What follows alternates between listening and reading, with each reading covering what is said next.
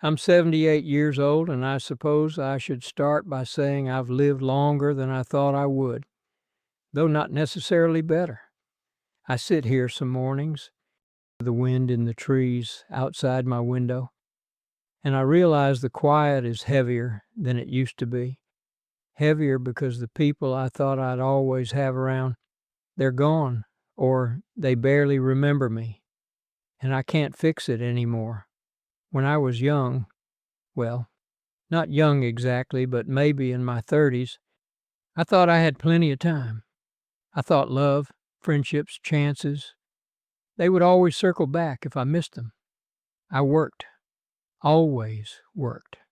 Early mornings, late nights, trying to climb some ladder I never really needed, and I told myself it was for them, my family, my kids.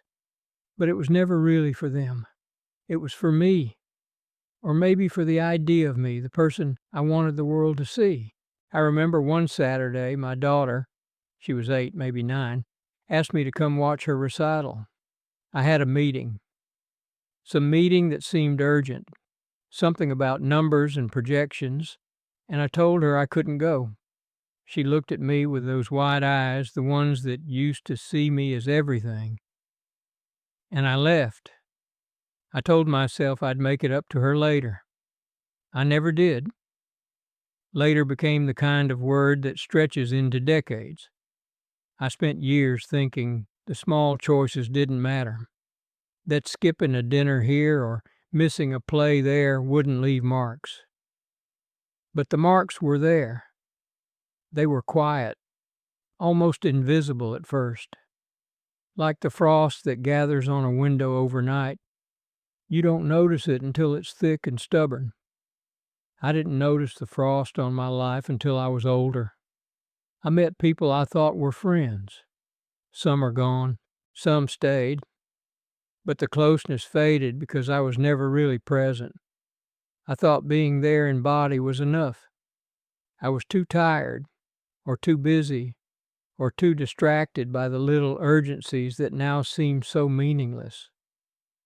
I remember a colleague once laughing about some nonsense in the break room, and I smiled, but I wasn't listening. I don't even remember what the story was. That day was ordinary, and yet ordinary days are all we really have. I had a wife. I loved her, or at least I thought I did. But love, I've realized, isn't measured in long hours at a desk or in quiet sacrifices you never talk about. It's measured in presence, in listening, in showing up even when it's inconvenient. She passed years ago, heart attack. I was at work. I still think about those last hours, how I could have been there, how I could have held her hand, how I could have said the things I told myself I would say tomorrow. But tomorrow never came for her, and it won't come for me either. The turning points weren't sudden. They were tiny fractures, a missed school recital here, a forgotten birthday there, a phone call that never got made. And then one day, it's like the dam breaks, and you look around and there's nothing but distance. My son moved across the country. My daughter visits less and less. They have their own lives.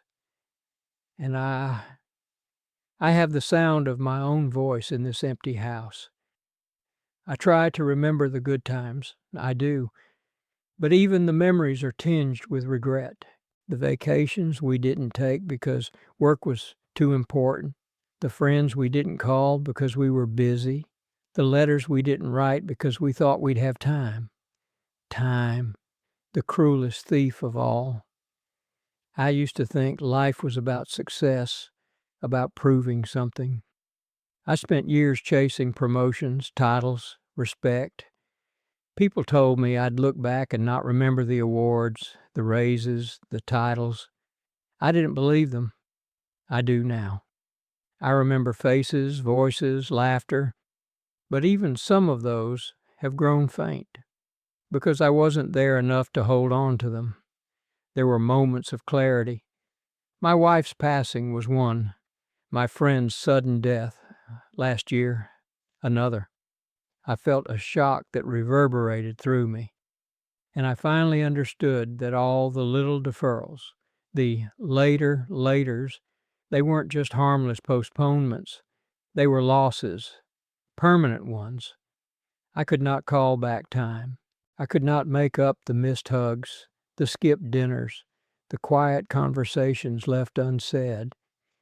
I have a photograph of my children when they were small. I look at it sometimes and I realize that the smiles captured there are mine too, but mine is a smile of absence, of distance, of distraction. And I wonder if they feel it too. The gap I built by always choosing work, always choosing duty, always choosing appearances over presence. I've learned that regret is not loud. It doesn't scream.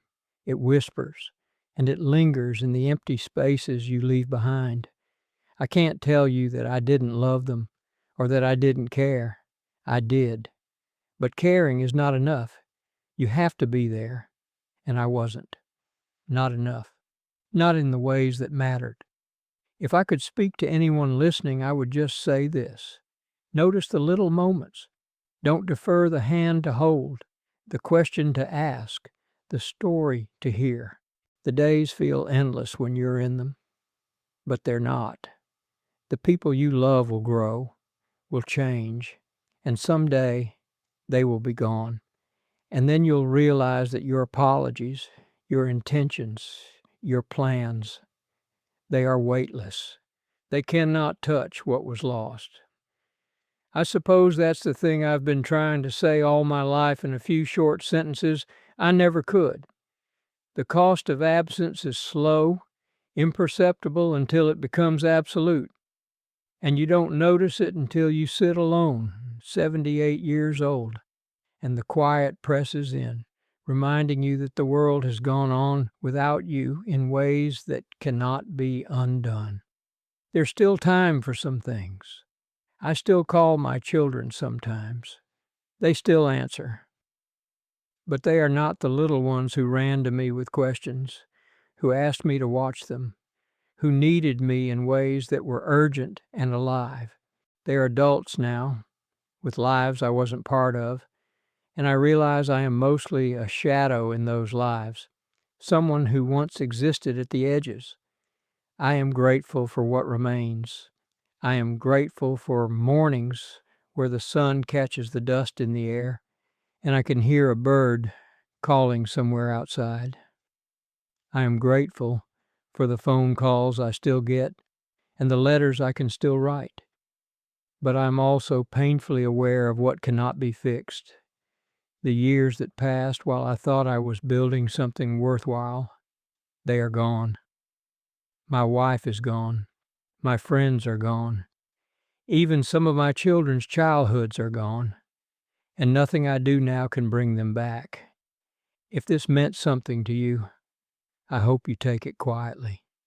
Not as instruction, not as a lecture, but as a conversation.